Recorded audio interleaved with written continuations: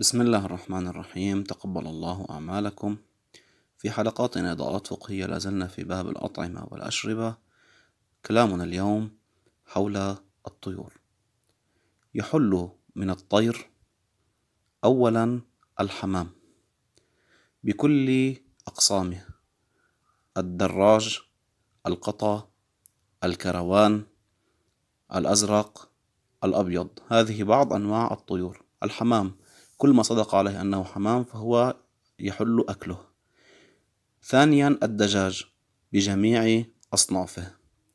ثالثا العصفور أيضا بجميع أنواعه مثل البلبل مثلا والزرزور وغيره من الكثير من الأنواع. يحرم من الطير أولا الخفاش، ثانيا الطاووس، وثالثا كل ذي مخلب.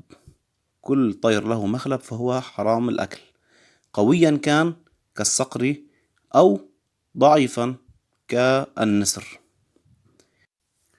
والأحوط الاجتناب عن الغراب، عن أكل الغراب بجميع أقسامه.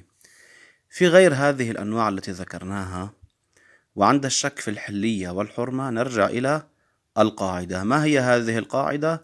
سوف نوضحها في الحلقة القادمة إن شاء الله. والسلام عليكم ورحمة الله وبركاته.